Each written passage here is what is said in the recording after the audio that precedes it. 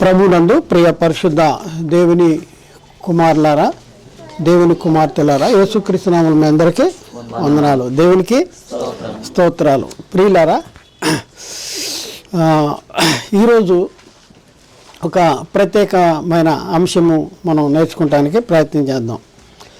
ఈరోజు మన అంశం ఏంటంటే, పరలోకం వెళ్ళాలంటే యేసుక్రీస్తు ఒక మార్గాన్ని ఏర్పాటు చేశాడు. ఈ మార్గం ఎలాంటిదంట?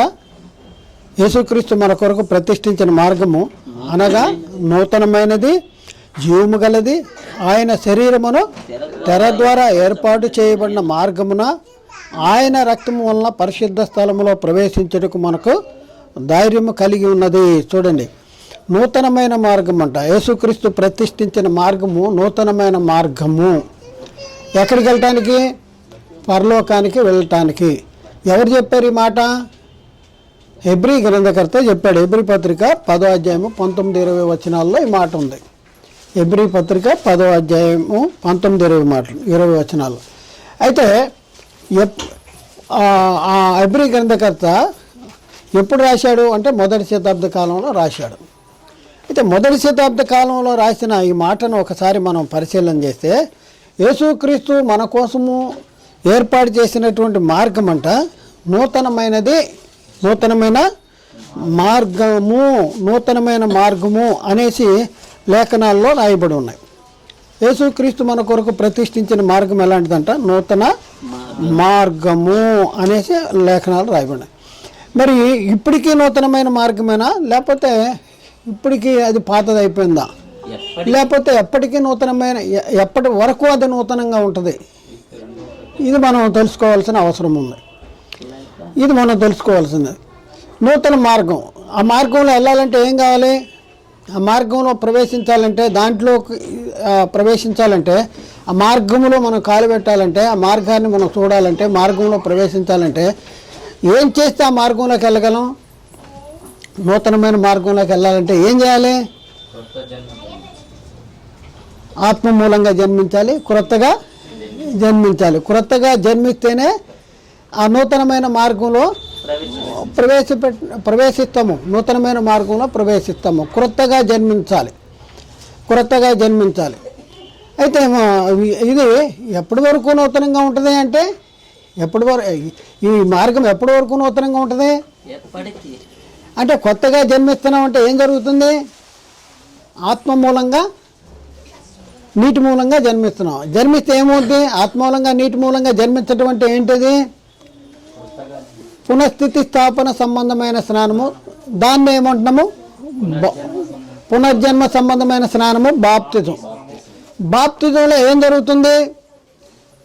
2 కార్యాలు జరుగుతున్నాయి బాప్తిజంలో. ఏంటి? ఒకటి పాప క్షమాపణ జరుగుతుంది, రెండోది రక్షణ జరుగుతుంది. పాప క్షమాపణ, రక్షణ అనేది జరుగుతుంది. అయితే గమనించవలసిన విషయం ఏంటంటే, యేసుక్రీస్తు మరి ఆయన శరీరమును తెర ద్వారా ఏర్పాటు చేసినటువంటి ఆ నూతన మార్గం అనేది, ఆ మార్గంలో ప్రవేశించటం అంటే పాప క్షమాపణ, రక్షణ కలగజేయటం అనేది అది ఎప్పటికీ నూతనమైందేనా? పాప క్షమాపణ, రక్షణ కలగజేయటం అనేది ఎప్పటికీ నూతనమైందేనా? ఆయన ఏర్పాటు చేసిన మార్గము అంటే ఎప్పటికీ నూతనమైంది. ఎందుకు అంటే, అది కాకుండా దానికంటే సులువైన మార్గం ఇంకొకళ్ళు వచ్చేసి ఏర్పాటు చేస్తే అదేమవుద్ది? పాతవుద్ది. అది జరిగే పనేనా? జరిగే పని కాదు. ఎందుకంటే ఎవడును ఏ విధము చేతనైనాను తన సహోదరుని విమోచించలేడు. 49వ కీర్తన 7-9 వరకు. ఎవడును ఏ విధము చేతనైనాను తన సహోదరుని విమోచించలేడు. వాడు కుళ్ళు చూడక నిత్యము బ్రతుకున్నట్లు వాని నిమిత్తము దేవుని సన్నిధిలో ప్రాయశ్చిత్తము చేయగలవాడు ఎవడూ లేడు. వాని ప్రాణ విమోచన ధనము బహు గొప్పది, అది ఎన్నటికీ తీరకట్లు ఉండవలసినదే. చూడండి, గమనించండి ప్రియులారా. ఇప్పుడు మనము ఎవరమంటే, మనం కొనబడిన వారం. దేని చేత కొనబడిన వారం? మనము విలువ పెట్టి కొనబడిన వారం. కొనబడినాం. ఏంటి ఆ విలువ? గొర్రె పిల్ల వంటి క్రీస్తు రక్తము చేత మీరు విమోచించబడ్డారు. మామూలు కాదు ఇది. గొర్రె పిల్ల వంటి క్రీస్తు రక్తం చేత, అమూల్యమును అత్యధికమునైన గొర్రె పిల్ల వంటి క్రీస్తు రక్తం చేత మనం విమోచించబడ్డాం. మరి ఆయన పాపము లేనివాడు, పాపంలో చేరనివాడు, పాపము చేయనివాడు. ఆయన పాపము చేయలేదు, ఏ పాపము చేయలేదు, ఆయన నోట ఏ కపటము లేదు. అలాంటి గొర్రె పిల్ల వంటి క్రీస్తు రక్తం చేత విమోచించబడ్డాం. ఎవరు కూడా ఏ విధం చేతనైనా దాన్ని ఆ వెలని మనం చెల్లించలేం. అందుకనే మీరు మీ సొత్తు కాదు, మీరు విలువ పెట్టి కొనబడినవారు కాబట్టి మీ దేహములతో దేవుని మహింపరచండి అంటాడు. అంటే మీరు విలువ పెట్టి కొనబడినవారు కాబట్టి ప్రియులారా, ఈ లోకంలో యేసుక్రీస్తు ఏర్పాటు చేశాడు ఒక మార్గం. ఏంటంటే పాప క్షమాపణ, రక్షణ. దీని ద్వారా దేవునితో సమాధాన స్థితి, పరలోక పౌరసత్వము, దేవుని కుమారత్వము ఇవన్నీ మనకి సంక్రమిస్తాయి పాప క్షమాపణ ఎప్పుడైతే జరిగిందో అప్పుడు. అయితే ఇలాంటిది ఇంతకు మునుపు క్రీస్తు కాక ఎవరు చేయలేదు, భవిష్యత్తులో ఎవరు చేసేది కూడా ఎవరు చేయలేరు. అందుకనే యేసుక్రీస్తు ఏమన్నాడు, నేనే మార్గాన్ని, నేనే సత్యాన్ని, నేనే జీవాన్ని, నా ద్వారా తప్ప ఎవడు తండ్రి దగ్గరికి రాడు అంటున్నాడు. నా ద్వారా తప్ప, నేనే అన్నాడు. నేను కూడా అన్నాడా, నేనే అన్నాడా, నేను కూడా మార్గాన్ని అన్నాడా, నేనే. అపోస్తలులు ఏమన్నారు, ఈ నామమునే మనం రక్షణ పొందవలను. ఆకాశం కింద ఉన్న మనుషులకి ఇయ్యబడిన మరి ఏ నామమున రక్షణ పొందలేము, ఈ నామమునే మనం రక్షణ పొందాలన్నాడు. కాబట్టి ప్రియులారా, మరి యేసుక్రీస్తు ఏర్పాటు చేసిన మార్గం ఎలాంటిదంట, నూతనమైనది. దేని ద్వారా అంట, ఆయన శరీరమును తెర ద్వారా ఏర్పాటు చేయబడింది. ఈ మార్గంలోనికి మనం ప్రవేశించాలంటే ఏం చేయాలి, క్రొత్తగా జన్మించాలి. క్రొత్తగా జన్మించితేనే దేవుని రాజ్యాన్ని చూడగలము, దేవుని రాజ్యంలో ప్రవేశించగలము. ఒకడు క్రొత్తగా జన్మించితేనే కానీ అతడు దేవుని రాజ్యమును చూడలేడు అనేసి యోహాను సువార్త 3వ అధ్యాయంలో మనం చూసుకుంటే 3 నుంచి 8 వచనాల్లో ఉంది. మనం 3వ వచనం చదువుదాము. అందుకు యేసు నికోదేముతో మాట్లాడుతున్నాడు. అందుకు యేసు అతనితో, ఒకడు క్రొత్తగా జన్మించితేనే గాని అతడు దేవుని రాజ్యమును చూడలేడని మీతో నిశ్చయముగా చెప్పుతున్నాను అంటున్నాడు. నిశ్చయముగా చెప్పుతున్నాను. గమనించండి, ఈ క్రొత్తగా జన్మించేది ఎలా జన్మించటం, నీటి మూలంగాను వాక్య మూలంగాను. చూద్దాం, ఇంకా 5వ వచనం చూద్దాం. అందుకు నికోదేము 5వ వచనం, యేసు ఇట్లనను, ఒకడు నీటి మూలంగాను ఆత్మ మూలంగాను జన్మించితేనే గాని దేవుని రాజ్యములో ప్రవేశింప లేడని మీతో నిశ్చయముగా చెప్తున్నాను. ఇట్లా నీటి మూలంగా ఆత్మ మూలంగా జన్మించిన వాళ్ళు ఎవరు, దెయ్యం కుమారులా, దేవుని కుమారులా, ఎవరి వల్ల పుట్టిన వాళ్ళు. పౌలేమంటున్నాడు, క్రీస్తు యేసునందు సువార్త ద్వారా నిన్ను కంటిన్యూ అంటాడు. మనము సత్యవాక్యం వలన తన సంకల్ప ప్రకారము మనలను కన్నాడు. కాబట్టి వాక్యాన్ని విని వాక్యానికి లోబడి వాక్యము ద్వారా మరి కనబడినటువంటి వారు దేవుని వలన పుట్టిన వారే గాని రక్తము వలనైనను శరీరేచ్ఛ వలనైనను మానసేచ్ఛ వలనైనను పుట్టిన వారు కాదు. వాళ్ళు ఏ బీజము నుండి పుట్టిన వాళ్ళంట, క్షయ బీజము నుండి కాక అక్షయ బీజము అనగా జీవము గల దేవుని వాక్య మూలంగా పుట్టినవారు. జీవము గల దేవుని వాక్య మూలంగా పుట్టినవారు. ఈ వాక్య మూలంగా పుట్టిన వాళ్ళ విశిష్టత మనం ఒకసారి, వాళ్ళ యొక్క పరిస్థితి మనం ఒకసారి ఆలోచిస్తే, దేవుని మూలంగా పుట్టిన ప్రతి వాళ్ళలో ఏముంటుందంట, ఆయన బీజం ఉంటుంది. ఆయన బీజం 1 యోహాను 3:9 చదవద్దు. 1 యోహాను 3:9. కాబట్టి ప్రియులారా, దేవుని వాక్యం మనలో ఉంటే, వాక్యం మూలంగా జన్మిస్తే, ఆత్మ మూలంగా జన్మిస్తే మనము ఎందులో ప్రవేశిస్తాము, నూతన మార్గంలో ప్రవేశిస్తాం. నూతన మార్గమే క్రీస్తు రాజ్యము, నూతన మార్గమే పరలోక రాజ్యము. నూతన మార్గంలోనికి ఇప్పుడు మనం ఎక్కడికి వచ్చాం, పరలోక యెరూషలేమునకు వచ్చాం.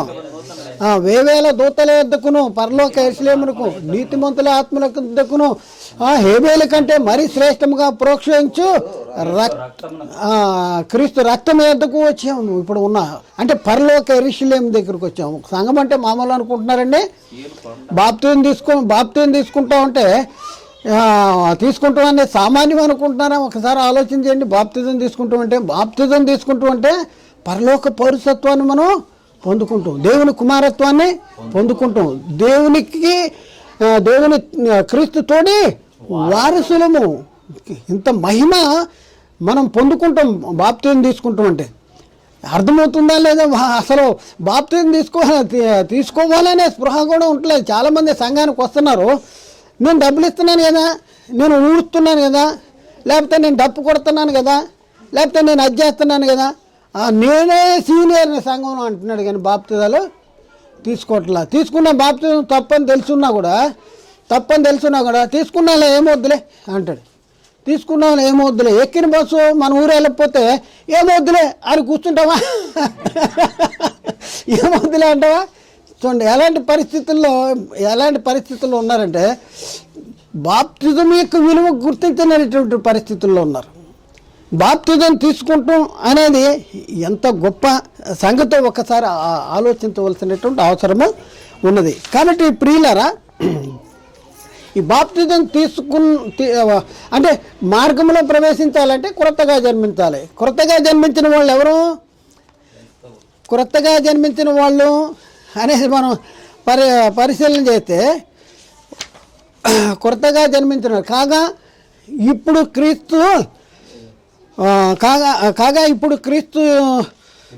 ఇప్పుడు యేసు క్రీస్తునందు ఉన్నవారు నూతన సృష్టి, పాతవి గతించెను, ఇదిగో క్రొత్తవాయను, సమస్తము కొత్తవాయను. క్రీస్తు యేసునందు ఉన్నవారు నూతన సృష్టి, పాతవి గతించెను, సమస్తమును కొత్తవాయను. వీళ్ళ మీద దేనికి అధికారం ఉండదు?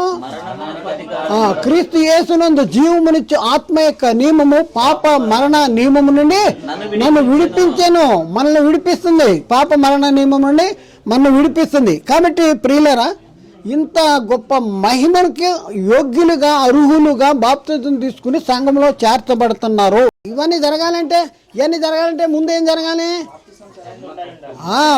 జన్మలో కరెక్ట్ ఉండాలి, తీసుకున్న బాప్తిజంలో కరెక్ట్ ఉండాలి. బాప్తిజం ఏ నామంలో తీసుకోవాలి? యేసుక్రీస్తు నామంలో బాప్తిజం తీసుకోవాలి. యేసుక్రీస్తు నామంలో బాప్తిజం తీసుకుంటే తప్పనిసరిగా మన జీవితాల్లో గొప్ప మార్పు, మామూలు మార్పు కాదు, గొప్ప మార్పు వచ్చేస్తుంది. ఏమంటే సబ్బిళ్ళని చెక్కని చెక్కేసి ఇచ్చాడు అనుకోండి, ఆ చెక్కని రుద్దితే పోద్దా? సబ్బు రుద్దితే పోద్దా? చెక్క రుద్దితే పోద్దా? సేమ్ సబ్బులే అని ఉంది. చెక్క కూడా ఇంత చెక్క సబ్బులే అని ఉంది. కాగితం పెట్టి ఇచ్చాడు, అది తీసి రుత్తా ఉన్నాడు. రుత్తా ఉంటే బట్ట తిరిగిపోద్ది, మురిగిపోదు. మరి తీసుకున్న బాప్తిజాలు కరెక్ట్. అందుకనే ఇప్పుడున్న పరిస్థితుల్లో మనము మారట్లేదు, వేరే వాళ్ళు మార్చలేకపోతున్నాం. ఒక యేసుక్రీస్తు ప్రపంచాన్ని మార్చాడు. ప్రపంచాన్ని మార్చడానికి ప్రయత్నం చేశాడు. మరి మనం ఎందుకు మార్చలేకపోతున్నాము? ముందు మనం మారాలి కదా.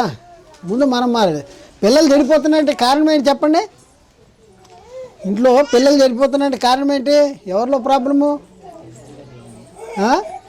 తల్లిదండ్రుల్లో ప్రాబ్లం ఉంటుంది. ముందు వీళ్ళు మారకుండా వాళ్ళ ముందు వీళ్ళు జుట్లు పిక్కుని అది చేసుకుని ఇది చేసుకుని కొట్టుకుంటుంటే ఇట్లా కొట్టుకోవాలేమో భార్యాభర్తలు. సరే రాగానే పెళ్ళవగానే కొడుకు పెళ్లిపేటల మీద జుట్టు. అదే మనము మాదిరిగా ఉండాలి. ఉండాలంటే అర్థం ఏంటి? బోధించే బోధకుడు నీ వాక్యాన్ని ఏం చెప్తున్నాడో అది ఆచరించి చెప్పాలి.